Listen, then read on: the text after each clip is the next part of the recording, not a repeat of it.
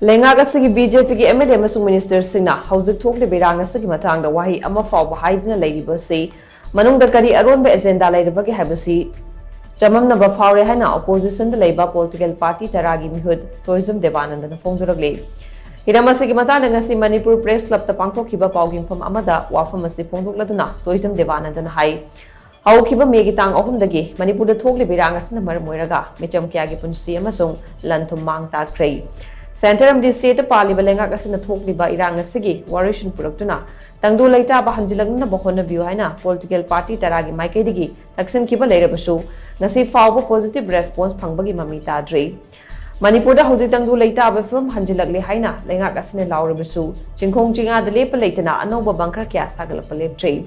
Masida Sunatana Manipur National Highway Sunda Nomada Chang Drabaya Jaba Poche Puba Gari Kaya Papung Fana Chatpangamtana Lady Amarom the More border town the state force amadi Maitei Sing Changba Yaroi Haiduna Tengopol district Tongan Tuan Mafam the Tatuna Tamliba Asi Tangdu Leita Bapum Hanjilapagi Kudam Nate Irang Asigi taking Phongduna relief camp the Changa from Leiriba inmate Sing Masagi Maram Damda Halanbangam Dana Leiba Asi Tangdu Leita Bapum Purakli Haina Haigado Ribra July Gitang Tarukti Tiva Kangdana Lera Kiba Mahiro Hemanjit Amadi Lentoingan Big Hakchang Putopangam Dana Leiriba Sada LEINGAK ASINA thabak amata paikhatna Leiriba Asi political party tarana condemn tawi MEEHUT asida chenaba mioi taruk CVI na fare hairebasu farab mioi sing adugi mathakta kayam kuina interrogation tawgadoribano mioi sing adu farabanina angangani asigi hakchang imong manungda sinaduna aroiba mathong mangam paktok mangaman biai nasu debanandana makachana phongdorake Amaromda paugimpham adu da saruk yakiba All India Forward Bloc Manipur Unit ki General Secretary Khondram Ganesorn hai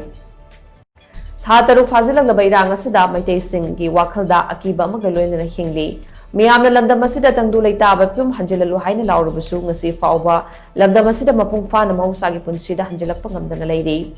Tangdu Leita Bapum Lady Haina Lauraga Miam gi Wakaluna si atopa Maike de Leiduna Punana Bahona HAIBASI Political Party Tarana Chingna the Bangamde Haina Mana Makata K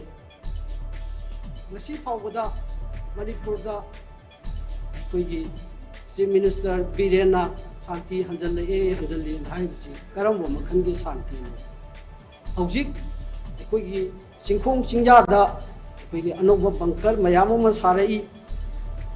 National Highway da Kuigi Nomagi Sang the Bayadraba Potsai Yas Hauna Singba Mayama Pusalapangam Leiriba Aduga Moreda Kuigi Maitei Sing Changba Yaroi Haidana Tengnopolgi Aikoigi Kuki Inpi Shingna Tatuna Thamiba se Santi Hanjalapagi Kudamla Aduna Atupam Batamda Aikoigi Center Amadi BJP ki LEINGAK Sasan Tawiriba Party Asina Manipurda Nungsi Sanana Hanagi Matobumna Aikoigi Nungsi Sanana Lehanbiu HAIBASI political party taragi Maikaidagi Thamjari